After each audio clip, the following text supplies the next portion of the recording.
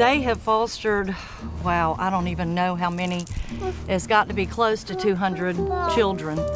And you know, it was hard watching them leave. You'd get attached to them. It's never ending. I mean, look at their age and they still have kids in their home. I mean, they have more energy than we do. I mean, it's incredible, and I guess that's what keeps them young. Going through these doors, like, even if, like, for us, like, you know, we, you know, growing up here and then moving out, and then the kids who come in through foster care, like, it changes you. It's not like growing up in any regular house. I mean, you learn there's a definition to family beyond just people who are blood. You know, after you get up and you move out, like, you end up with this huge family because you have all these foster kids that came through. And whether a child comes for a day or stays and never leaves, Mom and Daddy, you love them from day one when they come in, and they're part of your family. They have accepted us for who we are. and taken us in and just loved us unconditionally and showed us what family is. In church, they always tell you that you want to be like God, you want to reflect Him and stuff. And before I came, I never went to church or anything. They kind of like reflected like what Jesus was, and they kind of showed me like who God is just by like their actions. Probably just learning how to have patience and understanding, and that's how they've impacted me as far as my own children, just learning that you have to have patience and, you know, just, you know, always being there for you. I like them.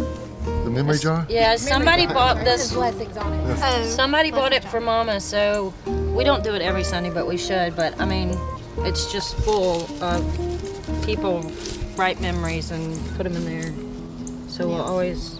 We usually break it out Mother's Day. Yeah, and just read a few. Start reading them and times a add year. some to the jar. Probably for all of us, one of the best memories is at Christmas when we all get together and Daddy reads a Christmas story, and then we open presents like it's our job because there's 30 of us. Oh, here's a good one. I remember going whitewater rafting and we didn't even get in the water good and Mama fell out.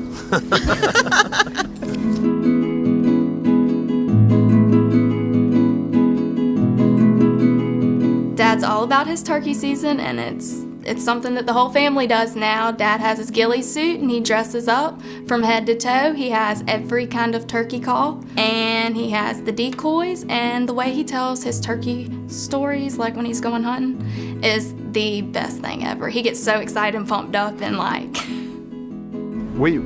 I took a job in Germany and moved our small family overseas, and that was really tough for Tammy, being apart from her family. And one of the things that was a real fun memory was Mom and Dad came over and visited us while we were there, and we just had a lot of good memories from that trip. Like all the time on the way to church, Pop-Pop would turn on music and then he'd start dancing and clapping to it. He'd start dancing. While he was driving. Yeah. Pop-Pop was in the gator and he drove in the pond. The gator in the pond. Yeah. Yeah, that's when I got a phone call. Daddy has multiple candy stashes. Talk about his Pulls it truck. out for the grandchildren. Yeah, we find them in his drawers where his clothes are supposed to be, but there's a variety of different candies. We just take our pick. And Mama keeps a special plate in the bottom of the cabinet where all the plates go. And I went to get it out one Sunday, and there's like 16 packs of sugar wafers. And he knows what you take. And if you find out where his stash is, he hides it somewhere else. He so does. you He's can't got it find slid. He changes it. I didn't want to take a nap, and I waited till nobody was looking, and I hid in the cabinets in the kitchen, and ended up passing out and taking a nap, but no one knew where I was. And of course, Mama goes back to the Mama went pond. back to the pond, gets in the pond. They called David, and he came. You came. You were at work, weren't you? He was in college. I actually called the police. Yeah, well, they called the police. It was a big ordeal, and they weren't happy when they found out I went to sleep in the cabinet. I can remember when Mom and Dad thought they lost Christopher in the pond, and Mama jumps in the pond. Christopher comes out from the woods or somewhere where he was at, and he asked Mama if she was swimming. When I was younger, my mom used to drop me off over here, and I'd sit up on the recliner and wait till Mimi would make me grits and eggs and sausage. She'd bring it out to me. Yeah, he got to eat in the living room. yeah. No other kid did. Well, Papa makes the best milkshakes, and he taught me how to make them, so. There you go. Yeah. And Mimi makes the best peach cobbler. Hands down. Whenever I got baptized, Papa was the one who baptized me, and I thought that was special. And I mean, often they pull me aside and say, "Oh, we're so proud of you," That makes me feel good. I was having one of those like rough days, but I came in and I didn't even make it up the stairs, and she was like, "What's wrong? Are you okay?" So I came down, started talking to her, and then we got to talking about me, like, because some of us who were adopted never knew our biological families. Like, we were adopted really young, and so I'd never met them, and it was messing with me. So I talked to her, and she actually went out of her way to go to biological relatives and actually get pictures, and like, still never met them, but she went to whatever length she had to help me have some kind of closure, all because I was in a funk one day. I got to a point where, it got really, really hard. I came in on Sunday, and my Mimi had pulled me to the corner, and, she was like, telling me that, she's here for me, not to give up, telling me that I have a great support system for me and my child, and that if I ever needed her, all I had to do was make that call, and then she would be right there. I was adopted, and before I got adopted, on weekends I'd have to go and do home visits, and I never wanted to go. And so I would hide in the woods, and Mama, she knew I was in the woods because it was hard to go on those visits, and that showed me that this was my family. So. My favorite is actually for Daddy is in 2008 I graduated from boot camp, and his dad was a Marine.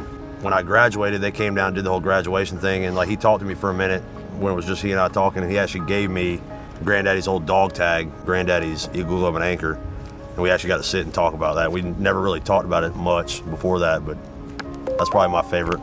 Whenever I graduated nursing school, and I was fine, like walking down or whatever, and then I saw Pop-Pop's face and I just started crying, because they always tell me how proud they are of me, and it was like a moment where I did it and Pop-Pop was there.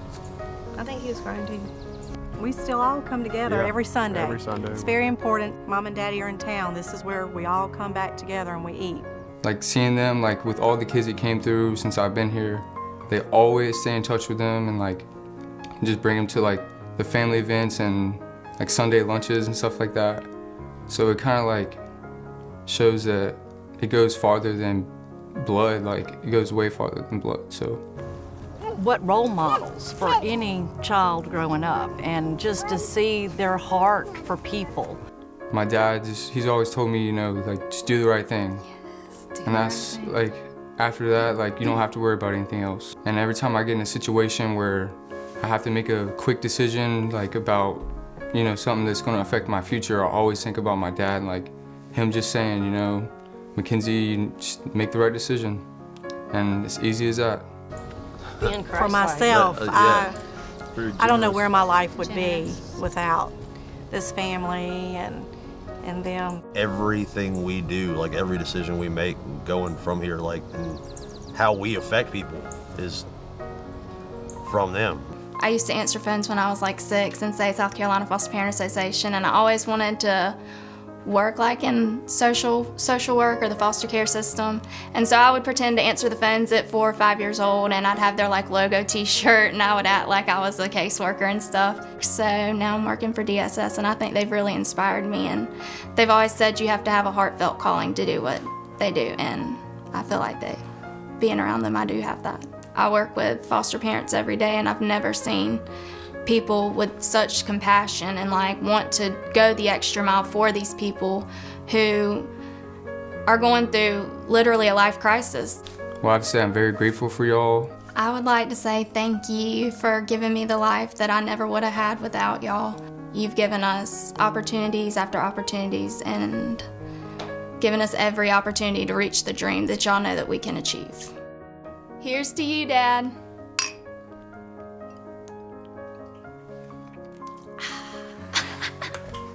Just thank you for always being there for us, and that we love you very much. Thank you. Thank you for all you do for everybody. Thank you for what you did for me. I wouldn't be the person without you. Thank you for the family. So, you know, Carl and Mary, Mom and Dad, love y'all very much. And they've had so many kids come through this house who called them Mom and Dad. I myself, as I'm one. But they also have the children who call them Mimi and Pop Pop. Children who have never had a grandparent. But they accept them, they love them, and forever they will be Mimi and Pop Pop. Just like my kids, just like Janae's child, just like these kids. So it's not just Mom and Dad in a foster home, foster care. It's also Mimi and Pop Pop, the grandparents, the extended family, the forever home. Some place that these kids can come to and be safe. Y'all know what y'all have done. Everybody in this organization knows what you have done. And we are just so proud. We are so proud. We hope, Lisa and I, everybody in this room, we hope that we can continue that legacy. Thank you for what you've done. Thank you for what you continue to do. I love you.